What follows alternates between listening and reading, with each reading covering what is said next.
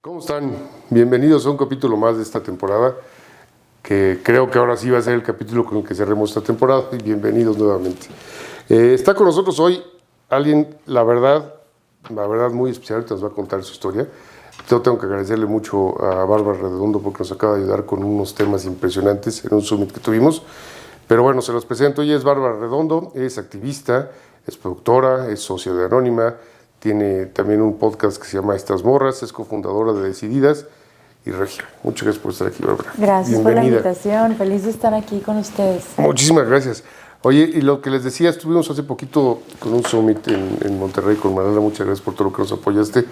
Les quedó como si fuera producción de Las Vegas, el Sphere los va a estar buscando pronto para hacer algo más por allá, muchas gracias.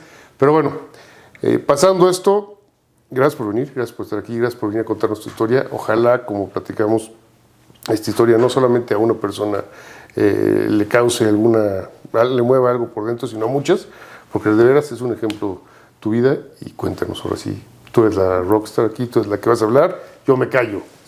Al contrario, gracias por crear estos espacios. Justo hablábamos antes de empezar a grabar, me encanta conocer a hombres que son realmente comprometidos con estos temas de una manera genuina y auténtica, y lo tengo que decir porque rara vez se da, entonces al contrario, para mí es un honor estar acá. Muchas gracias. Y pues bueno, como decía, soy regia, aunque no tenga tanto el acento. Con poco acento. Me va a salir de pronto, nada más digo regia y luego se conecta el chip.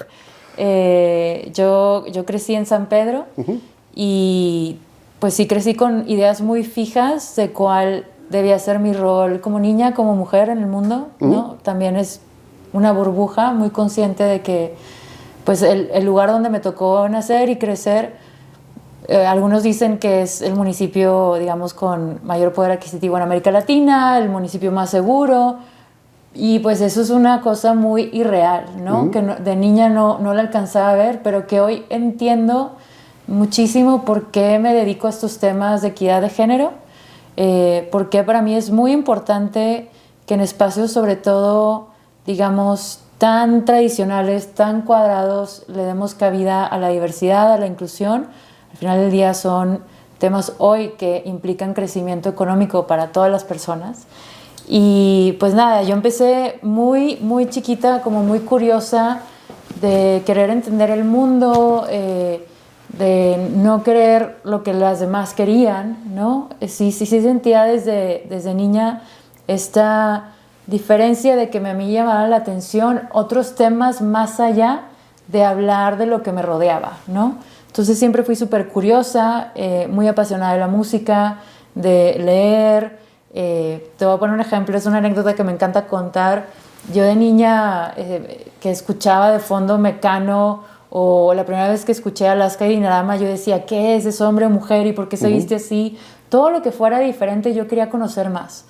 Y yo estudié Relaciones Internacionales en el TEC de Monterrey, pensando que mi sueño era como trabajar en la ONU. Idealizaba mucho esta parte de querer hacer algo para los demás, pero entendiendo muy poco cómo funcionaba, ¿no? O sea, y pues la vida me llevó a ser periodista. Fui periodista en Reporte Índigo en sus inicios, cuando yo tenía 23 años, de los 23 a los 26. Y esto es bien importante porque en su momento Reporte Índigo fue algo que llegó a revolucionar los medios digitales.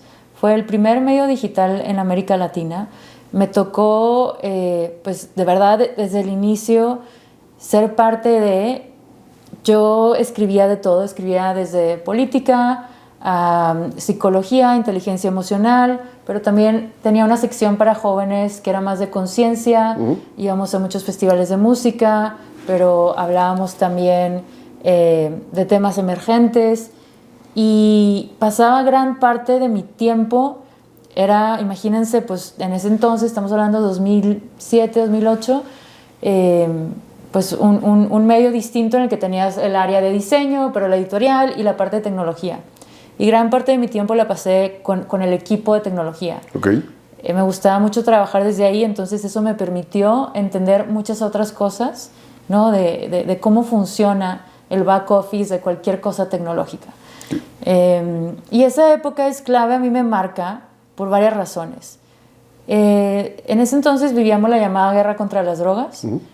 Y de pronto, de crecer en un municipio donde pues tú podías salir a caminar a cualquier hora del día y sentirte segura, teníamos hora de llegada, ¿no? Ya no podíamos salir en las noches, se acabó la vida social nocturna, a donde fuéramos la conversación era si habían secuestrado a alguien, donde yo iba a correr en Calzada del Valle, pues de pronto veíamos solamente soldados. Y te estoy hablando, pues puede ser que 10, 11 años, sí, no, más, 14 años. No te podías parar ni en un Oxxo, que era sí, terrible. O sea, vivir con mucho miedo, que hoy entiendo también esa ha sido la realidad de muchas personas en este país. Me tocó vivir en una circunstancia de privilegio que no ni imaginaba ni valoraba lo que era, hasta que de pronto esas libertades se veían de cierta forma amenazadas, ¿no? Entonces a mí me causaba mucha impotencia y me indignaba mucho en conversaciones que me tocaba en las mesas que estaban alrededor de mí, si salía a comer o a desayunar, lo que sea, las conversaciones, porque era lo único que se hablaba todo el día, que la respuesta de mucha gente a mi alrededor era: para ponerle fin a esto era matar a todos. Y me parecía una conversación muy sesgada, con una visión, digamos, muy, muy corta. Y yo quería entender cuál era el problema de raíz, ¿no? Para entender desde otra perspectiva la problemática. Entonces me dediqué también ese año a entrevistar a gente que estaba haciendo cosas en sus países, que un poco habían logrado cambiar el rumbo de su comunidad, de su ciudad, de su industria. Y pues me llevé muchas sorpresas. Tuve mucha suerte de toparme con personajes que hicieron cambios muy globales. Te pongo un ejemplo. En ese momento conocí a Zainab Salvi. Ella es una activista iraquí, que su papá fue el piloto personal de Saddam Hussein. Ella le tocó vivir en el palacio con Saddam de los 7 a los 19 años. Del mundo, claro. Sí, y entendiendo también la dinámica que él jugaba dentro del palacio. Y pues el resumen de su historia es que ella su mamá la obliga a salir de Irak, un matrimonio arreglado con alguien en Estados Unidos, para que Saddam no pues la quisiera para su harem, porque era un poco lo que iba a pasar. Y Zainab, pues en resumen, a los 23 años empieza una fundación para trabajar con mujeres en Bosnia, que estaban siendo víctimas de la guerra. Vivían en túneles y sin conocer el idioma ni la cultura se va para allá. Y a mí eso me marcó mucho, porque en el momento en que yo la conozco y la entrevisto, la fundación ya estaba en 9 países trabajando con sobrevivientes de guerra, y básicamente lo que hacía era, les daban herramientas de trabajo psicológico, emocional, y por otro lado herramientas para que puedan emprender sus negocios. Yo tenía 26, 27 años.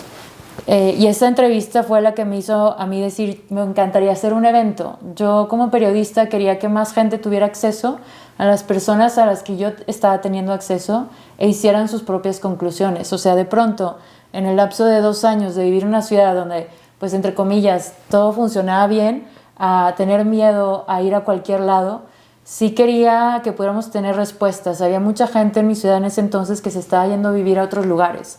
Y no todo el mundo tiene esa opción cuando estás en conflicto. No todo el mundo tiene el privilegio, la oportunidad de decir: empaco todo y me voy a donde sea para empezar de nuevo. Sí, hay más regios en Woodlands que en Monterrey. Exacto. Y pues creo que ahí entra un poco esta dicotomía, la corresponsabilidad que tenemos como sociedad de qué futuro quieres también para las siguientes generaciones, ¿no? Para tu país. Yo empecé a invitar a mucha gente de diferentes países, liderazgos, y me decían cuando estaban por confirmar que venían a México: ¿estás segura? ¿Puedo ir? Un día antes todo el mundo me rogó que no fuera, porque esa es la narrativa hacia afuera, ¿no? De la ciudad más peligrosa, ¿no? Monterrey o México. Y pues yo sí quería contar otra historia. Entonces en ese tiempo, ese último año que me tocó estar en Índigo, con muchas ganas de querer hacer un evento para que la gente conociera a estas personas, sí me di cuenta, para mí el poder del storytelling es clave. La narrativa, las historias que nos contamos son esenciales para cómo decidimos vivir nuestras vidas y quiénes somos. Sí, ¿no? Si no te la crees, no puedes contarla. Exacto. Y por otro lado, tampoco puedes ser lo que no ves. La falta de liderazgos y modelos a seguir es bien importante. En español tenemos un vacío de voltear a ver y de dónde nos agarramos para decir, yo puedo hacer eso. Mira, esta persona lo hizo de esta forma, ¿cómo puedo yo aprender de ello? O sea, usualmente la narrativa es también que todo está mal y hay muchas cosas que están bien y rara vez lo hablamos desde ahí, desde un lugar constructivo. Oye, perdón que te interrumpa ahí, pero ¿crees que sea porque no tenemos esas figuras para seguirlas o porque culturalmente, y déjame, voy a enfocar en México, no en Monterrey, en México, en el país, culturalmente siempre, como dices, vemos todo mal, pasó, ya no se va a quitar, esto es el gobierno, esto es la sociedad, esto es tal, dinero, la droga, lo que sea. Nos faltan imágenes, o nos faltan líderes, o nos faltan algún héroe patrio para colgarnos de él y crecer, o nos falta una cultura de decir, oye, sí se puede y tenemos que cambiar esto. Un buen ejemplo es Monterrey, específicamente San Pedro, pero Coahuila también es un gran ejemplo que está súper seguro ahora y muchas otras partes. Hablando de seguridad, ¿no? Pero hablando de figuras como tal, ¿qué lo pasa? ¿No tenemos o nos falta cultura? Nos hace falta nosotros mismos creer que otra realidad puede ser distinta.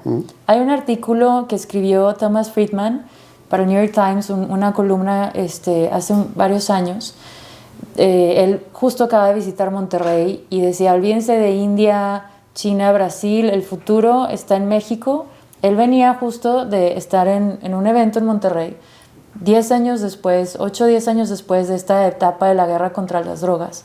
Y estaba impresionado, tuvo encuentros con varios estudiantes de las iniciativas que se estaban dando. Muchas personas de mi generación y otras nos marcó esa época y sí quisimos decir, basta, esto no es lo que queremos.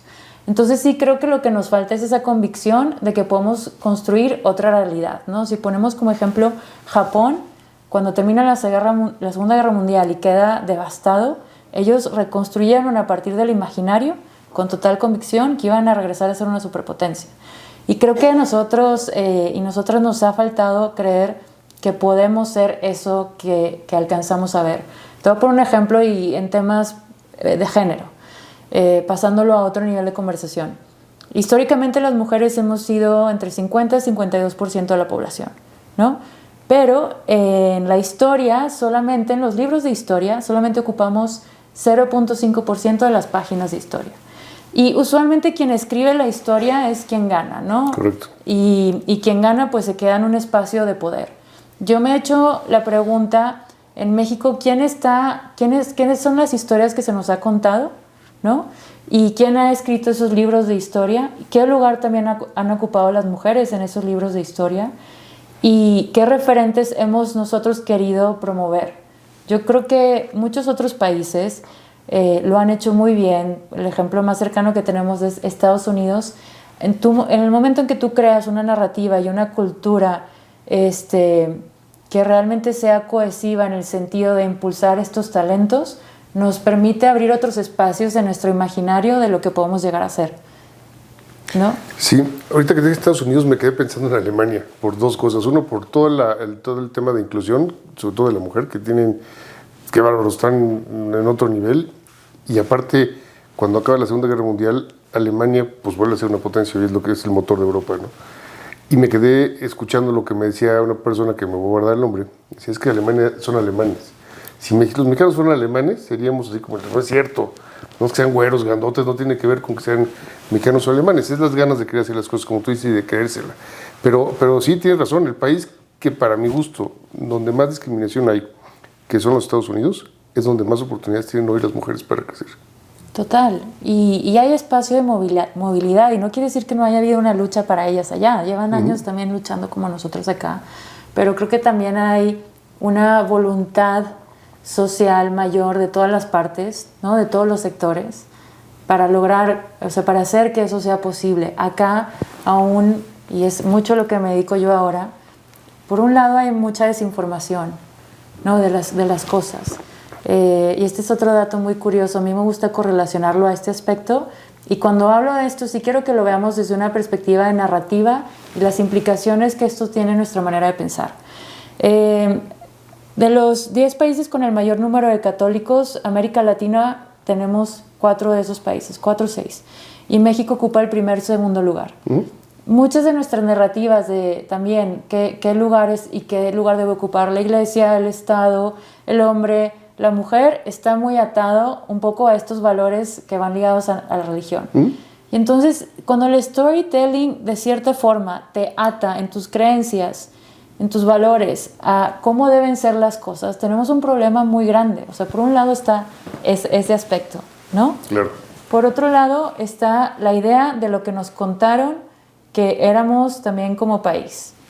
Luego, cuando llega la época de cine de oro, el lugar que tienen que ocupar los hombres, ¿no? O sea, estas figuras muy machos y con mensajes muy sutiles del lugar que los hombres ocupan en la familia, en los negocios y en el gobierno. Pedro Infante y Jorge Negrete eran los más machos de la tierra. Exacto. Creo que eso no existía, pero bueno.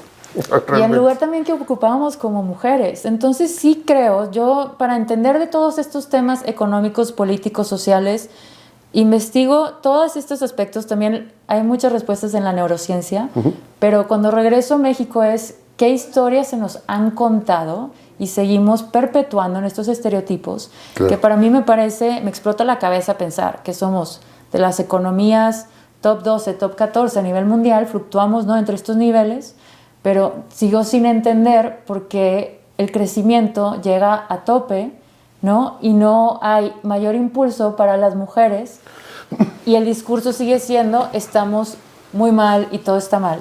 ¿Me estoy explicando? Sí, perfectamente. Y qué bueno que lo toca así porque me quedo con eso y me regreso a lo que te decía de la cultura para que veas lo que creo yo o cómo lo pienso yo. La cultura del país, como tú dices, o en Latinoamérica, no solamente en el país, en Latinoamérica es una cultura que está basada en el modelo machista.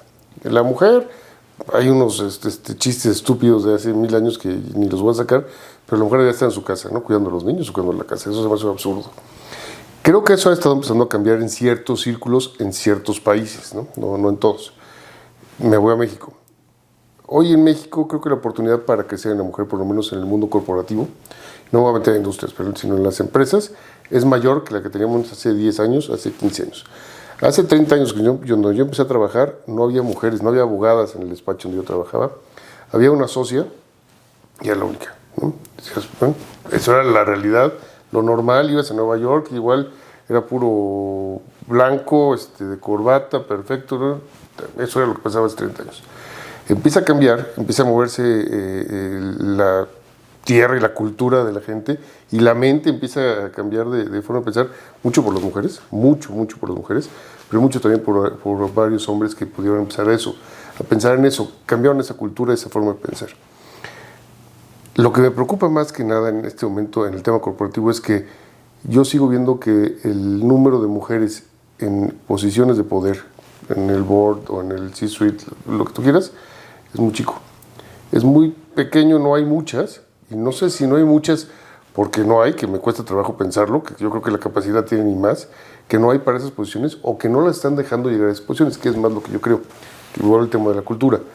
Creo que hay muchos hombres que tienen un complejo mental impresionante, que dicen, es que si la dejo llegar, ¿qué van a decir de mí? ¿Por qué está una mujer en esta posición o tal? ¿O me va a quitar el puesto tal?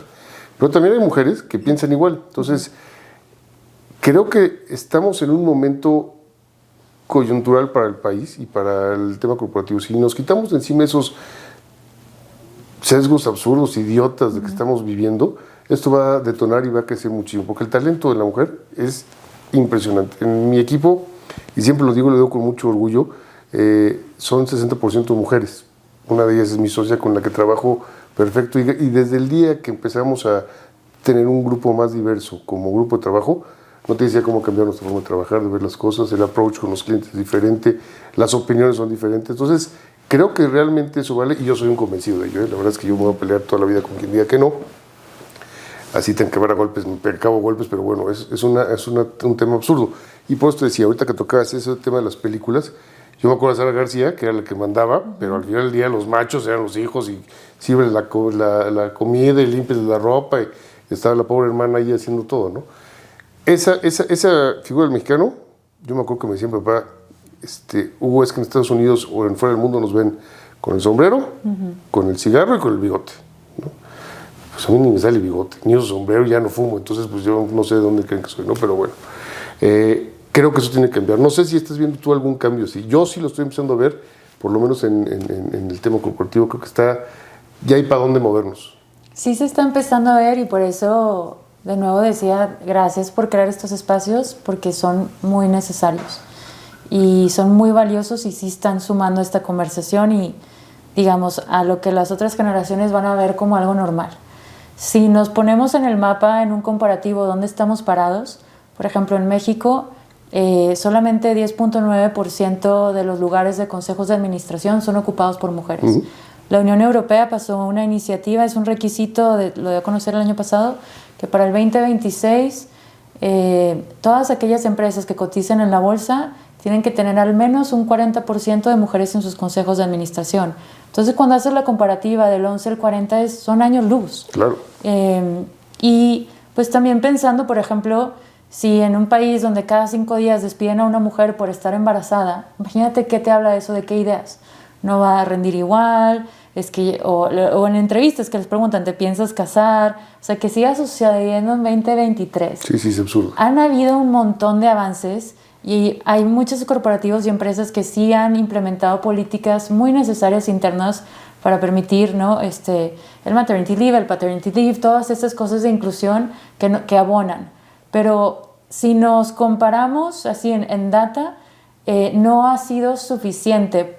En parte yo creo que me encantaría ver cada vez más las empresas que lo hacen, que sean más vocales al respecto, que lo normalicemos y que sean historias inspiradoras, porque lo son. Nos estamos perdiendo el hecho de que los estudios dicen que cuando hay más de 2 mujeres en puestos de alta dirección en una empresa, la rentabilidad de una empresa puede ser hasta 40% mayor. Y pues eso te habla de muchísimo. Hace rato de esta conversación que sucede mucho es, ¿hay talento, no hay talento? ¿Quieren trabajar, no quieren trabajar? Porque también dentro de la narrativa como mujeres, y no digo que no esté mal, hay muchas mujeres que sí por elección, ellas sí quieren quedarse en casa, ¿no? Y eso está perfecto. Luego hay un porcentaje que quiere salir a trabajar. Hay una encuesta, creo que es de la INEGI, que sacó un estudio bien interesante que básicamente los 33 millones de personas que no están económicamente activas, que formaban parte de la economía formal, 80 y tantos % de ese monto sí quiere salir a trabajar y son mujeres. Y las razones por las cuales en la encuesta ellas decían no pueden salir a trabajar es por otras obligaciones en casa o por falta de tiempo. Entonces regresamos a la conversación del trabajo de cuidados y no remunerado. Tenemos un país donde está una iniciativa totalmente parada, el Sistema Nacional de Cuidados, que como ciudadanos nos debe interesar muchísimo. Y lo digo desde esta forma. Hay una economista argentina que yo admiro un montón, se llama Mercedes de Alessandro, y ella, durante pandemia, ella llevaba la Dirección Nacional de Economía, Igualdad y Género en Argentina, que bueno, Milei justo la acaba de desaparecer, ¿no? Acaba de quitar la mitad de las secretarías que había allá. Pero bueno, ella en ese entonces la ONU hizo un tracker de cómo reaccionaron los países durante pandemia en temas de políticas con perspectiva de género, y Mercedes resulta, bueno, que Argentina hizo 26 políticas públicas, el país que más hizo en temas de perspectiva de género. Y ella dice que no se puede hablar de recuperación económica sin hablar de la economía de las mujeres. Entonces, si yo te pongo en este contexto, como hemos venido hablando toda la conversación, es ¿qué nos falta como país? La tarea del reparto de tareas en casa, y que no se sienta el hombre como menos porque lava, o también ayudó a organizar ese mes las actividades quienes tengan familia de sus hijos. Son temas que parecieran, o sea, que seguimos perpetuando estos roles de género. Claro, te pongo un ejemplo muy sencillo. Una amiga que quiero mucho, empresaria, CEO, que dice que es CEO en su casa y en su empresa, me dice, bueno, mi esposo el otro día me preguntando ¿dónde está la crema de las niñas? Y ella le contestó, en el mismo lugar donde estás de 4 años. Estas cosas, que no es un tema de repartir culpas, pero sí como desde la infancia, o que se ha creído, y último dato que te dejo para que vayamos al otro, se ha hecho creer que, porque históricamente así somos, ¿no? Y luego llega el punto de la conversación, es que éramos los cazadores, ¿no? En la era del hielo. Es absurdo. Ya no estamos en la era del hielo. Ajá, o sea, pero luego siempre llega eso, es que por naturaleza nosotros salíamos a cazar y ustedes se quedan cuidando a los niños. Ya la historia de nuevo se está recontando de otra manera, porque Incluso ya hay estudios que nos muestran que de 40 a 50% de los cazadores eran mujeres. Entonces, estas ideas que se fueron perpetuando, ¿no? Desde que históricamente así era y no era así. ¿Y no es una discusión como el huevo y la gallina? No vamos a acabar nunca de encontrar la solución O de sea, eso. es que sí, justo estoy trabajando en un libro ahorita de eso, porque, o sea, sí históricamente hemos compartido las tareas. Sí, sí. Sí hay momentos claves en la historia donde se revierten estos roles y por qué hoy seguimos tan atorados, y también a mí me ayuda a entender mucho por qué la TAM, de acuerdo a la CEPAL, ocupa los índices de violencia de género más elevados del mundo. Es también impresionante. Y esto, lo que no terminamos de ver, es que tiene un impacto directo en nuestra economía, como potencia económica, en temas de salud pública, y es un tema de seguridad nacional, ¿no? Porque en el imaginario de qué país esperamos para el 2030, ¿no? 2035, si ninguna de estas estadísticas, y sobre todo en México, están bajando, todas están a la alza, y todas tienen implicaciones en la parte de educación, laboral, economía, etcétera. Volviendo al punto que decías, no hay talento, sí hay, cada vez se gradúan más mujeres, pero claro, el mensaje es, este espacio no es un lugar seguro para las niñas y para las mujeres en este país, y hay mucha fuga de talento. Mucha gente, muchas mujeres deciden salirse de México, o sea, porque viven con miedo. Y ese miedo, y perdón que te voy a interrumpir, ya no me gusta interrumpir, pero bueno, me hacen sacar muchas preguntas. Yo cuando estudié la carrera éramos 50-50 casi, hombres y mujeres.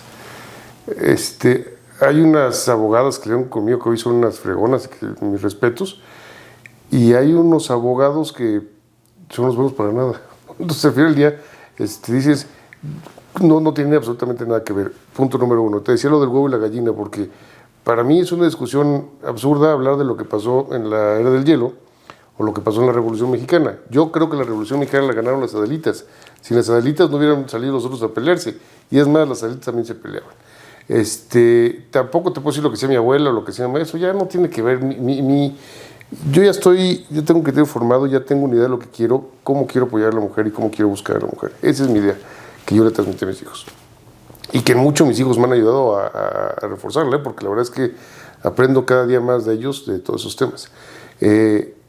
Pero lo que creo que debemos empezar a tratar, o por lo menos lo que yo pienso hacer, y eso voy a dedicar el año que entra, mucho de mi tiempo, es a cacarear ese huevo. Ese huevo ya se rompió, ese huevo ya tiene una gallina. Yo la gallina hay que cacarearla, ¿no? Entonces, oye, que si es gallo, es gallina, me da exactamente igual. Yo aquí voy a cacarear el huevo. Y hay que hacer lo que sea, porque si no vendemos esa historia, nunca vamos así vuelvo a lo que decía del storytelling. La creo, la vendo y la comparto, pero hay que compartirlo con mucha gente.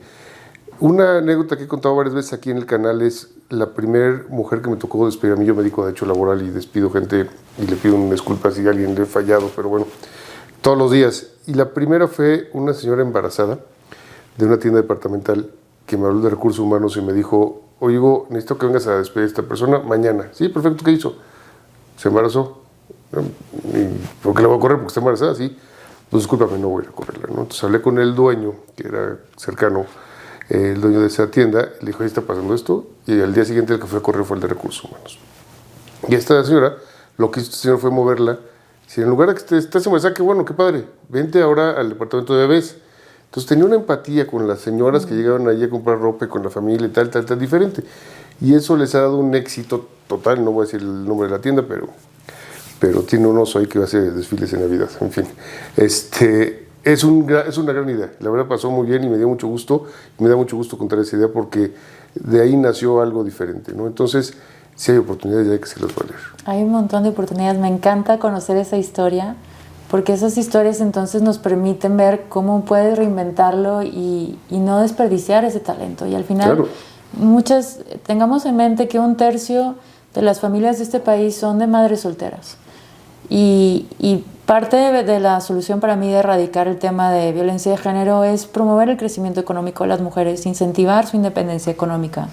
Hay muchas cosas por hacer, pero parte de mi trabajo es justo desde Anónima. Nosotras lo que buscamos hacer es desarrollar historias ya sean ideas originales o derechos de novelas, de historias que queremos ver reflejadas en la pantalla o en la tele, donde realmente cuenten historias que reflejen la realidad de las diversas mujeres que hay, ¿no? Porque usualmente cuando ustedes ven contenidos y si se fijan en los créditos, son estas historias que estamos empezando a ver con mujeres protagonistas, son dirigidas, escritas, producidas por hombres totalmente. O sea, usualmente hay una mujer detrás de cámara. Y también desde la narrativa que hemos plasmado allá afuera y lo que se nos dice en los medios, de nuevo, cuál es nuestro lugar, sin tener nuestra mirada, seguimos perpetuándolo. Y sí afecta directamente a la economía y en temas de liderazgo. Desde Decididas, nosotros estamos buscando, es una iniciativa única en su tipo, convocar a mujeres y hombres de más de 30 industrias y más de 10 países para hablar del tema de equidad de género y crecimiento económico de la mujer, temas de educación, con la instancia pues, de cómo podemos llegar al punto de prevenir esta violencia de género y darle la vuelta a la realidad en la que vivimos. Entonces, de la forma que yo mejor lo he llegado a entender, Hugo, es sí tenemos modelos a seguir, como este señor que contabas, tú eres uno de ellos. Yes. Creo que también en el storytelling de decir la importancia de la responsabilidad que tenemos de contar estas anécdotas y compartirlas, porque yo soy fiel creyente que nunca sabes qué conversación puede cambiar tu vida. Por eso empecé el periodismo, por eso los eventos, por eso ahora el cine, la tele, los espacios. Para mí los foros son catalizadores de cambiar el rumbo de las personas. Y creo que nuestra responsabilidad, nuestra generación en México es sí hacernos la pregunta, ¿qué ideas con las que crecimos sabemos que no son, como decías tú, esas ya fueron en su tiempo? Tenemos que pensar hacia el futuro. Y la responsabilidad también, desde donde estoy, desde nuestra trinchera, sea cual sea, ¿qué puedo abonar a que esto cambie? Porque sí, todos somos corresponsables del nivel de violencia que se vive, ¿no? De la violencia de género. Sin duda. Y también de que el día de mañana, pues si quien tenga una hija y ella quiere estudiar algo relacionado a STEM, quiere ser científica, pero le dicen, o abogada, oye, no, eso no, tú por qué mejor no. O sea, en casa somos los primeros en ponerle el pie a los sueños de las niñas. Sí, sí. Y por otro lado, hacia los niños, encasillarlos a lo que se les espera, que sea el doctor, que sea el abogado, que sea esto.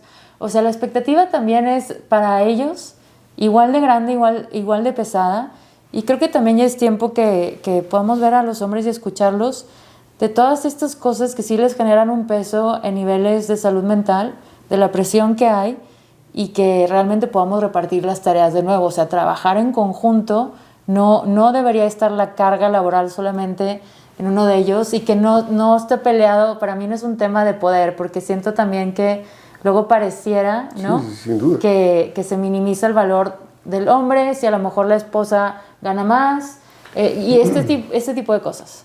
Oye, ahorita que dices que hay que repartir las tareas, no solo en la casa, también en el negocio, también en la corporación, también en el gobierno. Y ahorita ya me están aquí pidiendo que cerremos un poquito esto. Vamos a pasar a los tips que nos tenemos que dar, pero te cuento una cosa. Yo en mi casa, yo no sé planchar, yo soy un inútil para todas las labores de la casa, pero me encanta estar con mis hijos y me encanta cuidar a mis hijos y me encanta llevarlos tal.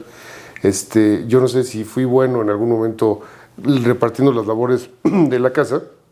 Lo que sí sé es que que un marido o una pareja de alguien que no se comprometa con las labores de algo de la casa, del trabajo o del negocio o del gobierno, eso no va a caminar bien, eso no va a acabar caminando bien, porque no puede materialmente llevar una sola persona la carga de tantas cosas si no tiene ayuda, y para eso es una pareja, ¿no? Para ayudarte. Si no tienes una pareja que te sume, mejor quítatela, porque una que te reste es pesadísima. Sí, perdón, yo no tengo que decir eso, pero bueno. No, es que sí, estoy de acuerdo. A ver, si no hay esa repartición ahorita que decías, yo me encanta estar con mis hijos, ser papá. Esta carga no solamente es en las labores que hay que hacer en la casa, sino que también la otra pareja pueda tener tiempo libre para ella. Claro, para hacer lo que quiera. Para hacer lo que quiera. Esto sí nos está afectando muchísimo en temas de salud pública, que luego, desafortunadamente, la narrativa se ha ligado, que es un tema, los niveles que hoy se ven de ansiedad y depresión en las mujeres se ligan a un tema hormonal, no tiene nada que ver con eso. Son las que más trabajan horas en la casa, claro, pero además si trabajan en empresas y donde estén en temas donde hay brecha salarial, les pagan del 8%, 22% menos. Y luego agréguenle que las mujeres, la expectativa de vida es 5 años mayor que los hombres. O sea, por donde lo veas, es como, ¿cómo no vamos a estar con esos niveles de ansiedad y depresión, por supuesto, si no hay espacio para estar desde lo individual con nosotras mismas, ¿no? Lo pongo en comparativo rápido antes de pasar a los tips. Hubo un estudio del 2021 que el número de horas que las mujeres le dedicaban a los trabajos no remunerados, trabajos de cuidados, era arriba de 50 horas, casi 58 en el 21. Y el número de horas que un hombre le dedicaba eran 17 horas. Si nos comparamos, por ejemplo, un país como Honduras, las mujeres le dedicaban 34 horas a la semana. ¿Cómo te explicas que aquí estás cuando la ley laboral te dice, al menos hasta la fecha, que son 48 horas semanales, ¿no? Hasta ahorita. Y pues estás teniendo esta carga de arriba de 50. Y hay muchas implicaciones que son tan invisibles que las hemos normalizado que no tienen por qué ser así. Y te voy a decir una cosa, por lo menos en el ámbito corporativo. Pero si hay que hacerlo de 2 horas, lo hacemos de 2 horas, ni modo. Está buenísimo esto. Siempre dicen que el mexicano, y todo el mundo, que es el que más horas trabaja. Pero las mexicanas, o por lo menos las mujeres que están en el tema corporativo, trabajan el doble que el hombre. Y yo he llegado a la conclusión de que es porque el hombre no tiene vergüenza y cuando le dicen, ¿se puede hacer esto? Dice que sí, aunque no sepa hacerlo. A la mujer se lo dices y se prepara el triple para hacerlo y no dice que sí hasta que no está perfectamente sobrepreparada para hacerlo. 1. 2, las oportunidades son diferentes. ¿Por qué? Porque el hombre siempre está levantando la mano. Yo lo hago, súbeme el sueldo y tal. Y muchas mujeres ni siquiera dicen, oiga, ¿me puedo subir el sueldo? O levanta la mano, o me quiero quedar, o me quiero mover, o no me gusta, tal. Yo siempre les digo que dejen la mano levantada para que se acuerden de que están ahí. Siempre. Aunque no tenga nada que ver, la mano arriba. Y 3, lo que te decía hace rato, yo creo que ese dicho que decían hace mucho en México, que los mexicanos somos como cangrejos, creo que es cierto totalmente. Alguien va destacando y lo jalan, sea hombre o sea mujer. Y por temas de poder, por temas de envidias, por temas de lo que tú quieras. Eso sí es muy cierto y qué desgracia que sea así este país. Yo coincido, me parece muy cierto y por eso de verdad es que en retrospectiva, si pudiera hacer un resumen de mi trabajo es cuáles son esos modelos a seguir y hay que seguir reconociéndolos, conociendo sus historias, porque en México y en LATAM, porque no es posible, yo cuando estaba en prepa y buscaba, quería saber historias de liderazgos, los liderazgos siempre eran fuera de México, fuera de LATAM, no había estas documentaciones en español, o sea, eran pues, personajes muy históricos que algunos inventados, otros mal contados, y luego además las mujeres tampoco en ningún lugar aparecían. Y creo que el aprender a reconocer cuando alguien hace algo bien es lo mejor que nos podemos hacer como sociedad, incluso entre amigas, entre amigos, claro. Decir, qué gusto me da, qué bueno que la rompiste este año, ojalá el año que entra vendas más, y si no fue el caso, oye, ¿cómo te puedo ayudar yo?